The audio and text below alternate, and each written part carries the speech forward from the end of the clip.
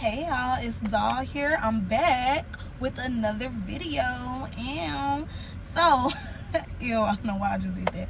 But I'm back with another video for Halloween. Or you could say Spooktober or October.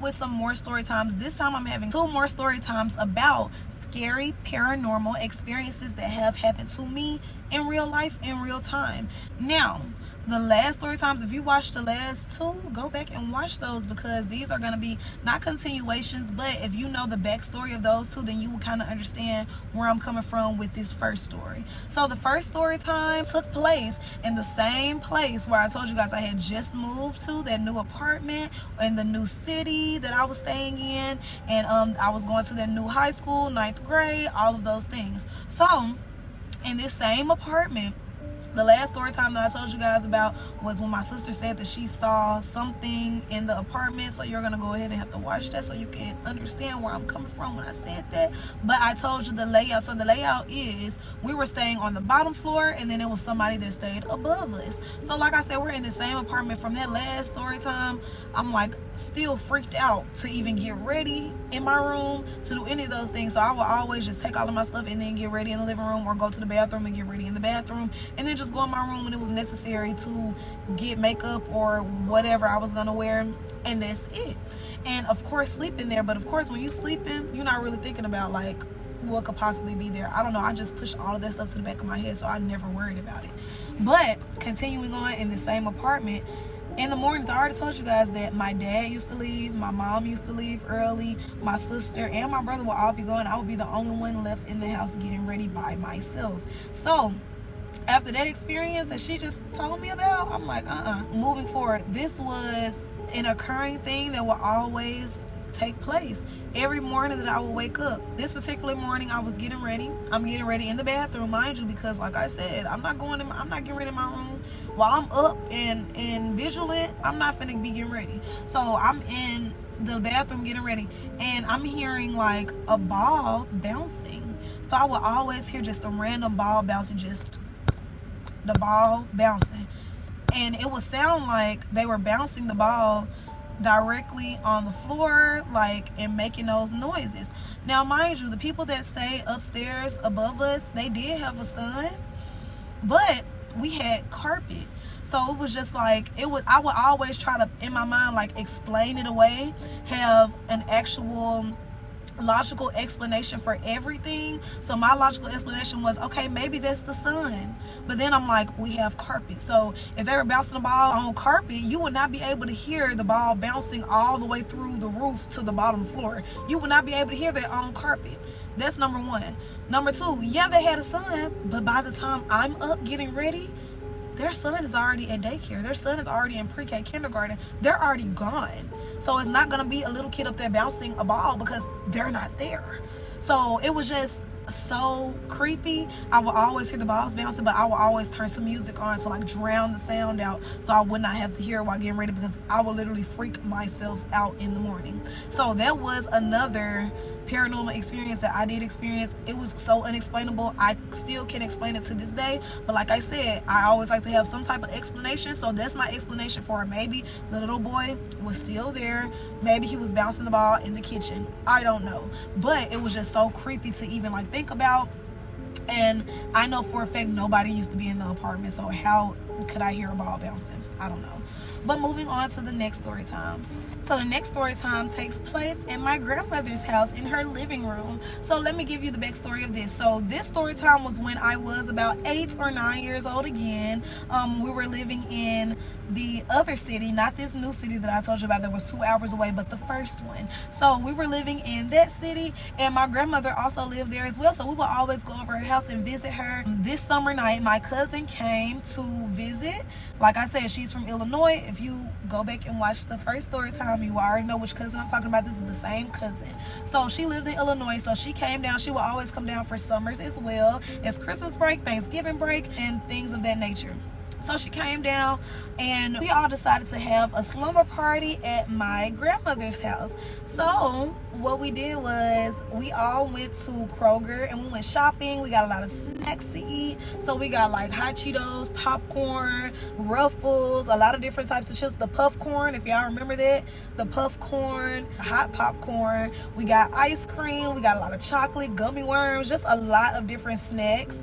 And then we went back to my grandmother's house. So this particular night, we said we're gonna stay up all night again, pulling all-nighter, which we don't have a history of everybody staying up during an all-nighter. I'll be the only one up. So I'm like, okay, hopefully this time, at least I know my sister might fall asleep, but my cousin, she might stay up. My brother, he was not here with us during this time because it was all girls. So of course, he just stayed at home with my mom and dad. And we went over to my grandmother's house to have a good time. So we started out watching movies, watching Disney Channel movies, and we were making concoctions of our own. So we had the popcorn, we popped the popcorn.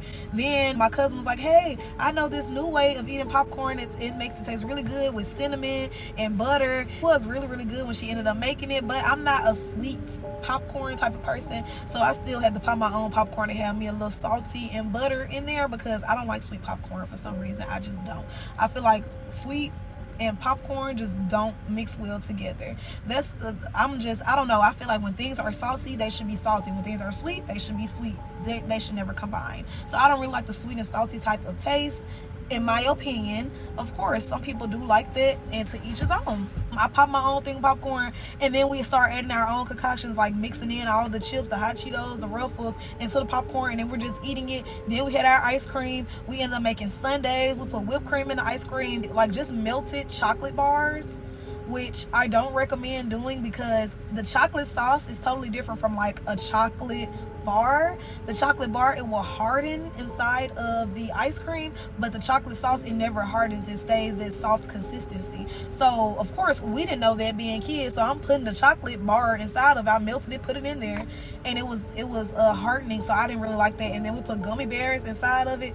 Ew, the gummy bears hardened, so I didn't even really like it, but I still ate the sundae and I ate around all of that stuff. But anyway, so that's the backstory of everything. Time is winding down and it's time for us to go to sleep. Now, we had two rooms that we could sleep in. So it was my grandmother and then it was my aunt. So my aunt, she had a big old bed in her room. My grandmother and my grandfather was there. They were sleeping in their room, but somebody could have slept with my aunt, and then there was another room that had two twin beds. And so either we could have all slept in there, it's just three of us, or somebody could sleep with my aunt. If we wanted our own bed, we could have got our own bed. But we all decided, we're young, we're kids. Y'all already know when you go to grandma's house, you make a pallet on the floor with your cousins. So that's what we did. We made a big old pallet on the floor in the living room. It was carpet down on the floor, and so, which is very important, so keep that in mind. So it's carpet down on the floor. We put two big old comforters on the floor with a whole lot of pillows, and then we have two more comforters on top of it. So just all comfy, cozy, snuggled in, ready to stay up all night, because that was our plan, to pull an all-nighter and stay up. So that's what we agreed on. We're still watching movies and stuff, and then my sister was the first person to fall asleep. Of course, just like last time, it was my brother, but this time it was my sister because she was the youngest out of me, my cousin, and my sister. So she fell asleep first, and then me and my cousin was still up, and we were just sharing stories about different things going on at school. She was telling me about her life in Illinois and like her boyfriend and all of those things, and I'm telling her about my life and me and the things that I was going through at school and all of that. And so we're just up talking. Then all of a sudden we stopped talking. We're watching the movie, and my grandmother came. She turned off the TV, turned off the lights and everything, and closed the door. So mind you, the living room has two doors to it. So the first door, and then it's the second door. So it's the first door is connecting to the kitchen, and then it's the kitchen area. When you go out that door, it's the kitchen, and then to the right is going to be the main door to come into the house in. And then it's a door on this side. That door led out to the hallway and all of the bedrooms. So both doors were closed. Keep that in mind. Both doors were closed shut. Okay? Now, continuing on, me and my cousin still talking. She starts to drift off to sleep. She said, I'm like, girl, are you going to sleep? I'm resting my eyes. The same lie that they was trying to tell me last time. They resting their eyes. No, baby, you're asleep. You're knocked out. So then I nudge my cousin again. She's knocked out. She's asleep. So I'm like, okay, whatever. I'm still up. So I'm still like eating chips and stuff. And then I didn't have a phone back then, I don't think. So I wasn't scrolling on my phone. I was just eating chips. And of course the TV is off, the doors are closed, the lights are off. So I'm like, let me go ahead and just go to sleep. So then I started drifting off to sleep. I closed my eyes. I'm drifting off to sleep. I'm drifting off to sleep. All of a sudden, out of nowhere, the door that's leading to the kitchen swings open. The door just swung open. And so I'm like, oh my gosh, I jumped. And then I woke my cousin up, I woke my sister up. And I'm like, oh my gosh, y'all, oh my gosh, the door just swung open. The door just swung open. And so we all got up and we ran out the room. So let me give you some backstory of that door. I already told you that it's carpet inside of the living room. The floor inside of the kitchen is wood flooring. Now, logical explanation, because like I said, I always love to come up with a logical explanation. Maybe it was the air conditioner. The air conditioner is facing right in front of that door. Okay, cool. But how could it have been the air conditioner if the door, okay, so the door swings open this way.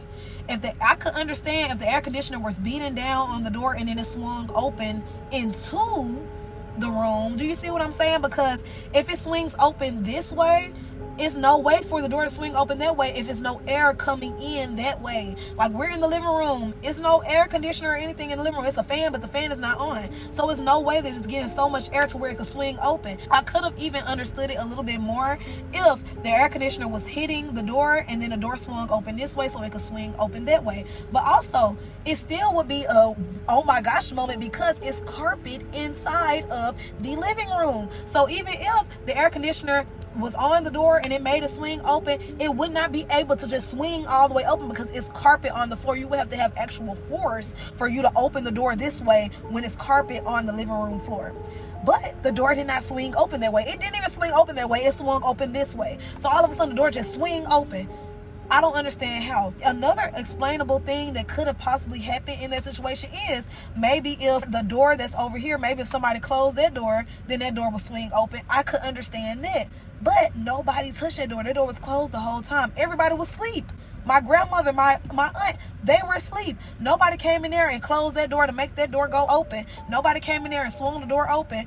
The air did not cause it to swing open. So we were so scared. We ran out and we ran into the other room. So we ran into that room that had 2 twin beds. We got in there. Me and my sister got in one bed. My cousin got in the other bed. And we were so freaked out that we planned to stay up for the rest of the night again. We turned on the TV. We turned on some cartoons. And we were just up and we were just talking about it and just freaked out because, y'all, I still cannot explain that to this day. Those explanations that I just gave you, they still don't make sense to me to this day. I don't know what it was. I don't know who it was. It wasn't why would my grandparents do that? Why would they scare us? Why would my aunties scare us? They would not do that. So I'm just like, what is going on? Like, I was so scared. I was so scared. And I don't even think that my sister and cousin was as scared as I was because they were knocked out sleep. Y'all didn't experience what I experienced. I actually was up to see the door swing open, look out, nobody's out there, and I'm running. I'm gone. I'm not going to check. I'm gone. So it was just so freaky, so scary, y'all. I promise. Oh my gosh, just talking about it right now, it's giving me goosebumps, like for real, because I still cannot explain it. And so I was like, maybe that was my great grandfather, because he had just passed away. So I'm like, maybe he was like trying to connect with us in some way to let us know, like, hey, I'm watching over you. Or maybe he's just being a jokester and playing around and doing that. I don't know, but y'all, I was so freaking scared. So the next morning we woke up. I don't even remember falling asleep. None of us remember falling asleep. We woke up to my aunt coming into the room. It was like, y'all up in here, y'all up in here. They done moved in here. They done moved in here. Aunt telling my auntie, my grandma telling my auntie, they done moved in here, girl. They done moved in here. And then she was like, y'all gonna be sick with this door closed, because we had the fan on full blast, door closed. She's like, y'all gonna be sick with this door closed. And then they was like, come on in here, we got donuts. So we come up in there and we eat donuts, and of course I was happy because we had donuts. And we explained to them what happened. They was just like, oh baby, it probably was the air, or oh baby, this and that, the house old, da da da. No, you cannot explain that to me, grandma. You weren't there for it. You don't know what happened. You not finna explain this one away. No, you're not. And so yeah, I don't know, but to this day I still, every time I go to my grandma's house, I always feel a presence or like just weird energy. I don't even know how to explain it. Like, you know how you can feel somebody come into a room if you're not looking, you can still feel that person come into a room. That's the type of feeling that I get when I'm in my grandmother's house. So I don't know what it is. The house is old. She's owned it all of her life. She's about 70 years old now. So all of that plays into it. But yeah, that was my second story time, you guys. And I'm gonna do one more about some scary paranormal experiences that I have had. And it's gonna be one more video with 2 built-in story times again. So thank you so much for watching this video. Again, like I said in the last video, I will be doing a giveaway, a cash giveaway, once I get to 1,000 subscribers. So make sure that you like, comment, and subscribe. Comment on this video. Number 1, do you think that I'm just tripping, or do you think that that possibly could have been going on and happening? For the second story time, I want you to comment and tell me, do you think that I was tripping again? Like, do you think that that is a true story time and something that actually happened, and somebody actually came in there, or an entity actually swung open the door? Maybe it was my grandfather. Just tell me what you guys think about these story times down below. Tell me if you like these scary story times, or if I should do more. Also, if you have any scary story times that you would like to have me read on camera, make sure that you DM me on Instagram, or you can email me, and all of the information will be down in the description box below. Thank y'all for watching again, and I'm still a little scared just talking about it, just thinking about it. I'm trying to peek over my peripheral, make sure ain't nobody out here. Like, okay, make sure, because baby. Thank you, bye.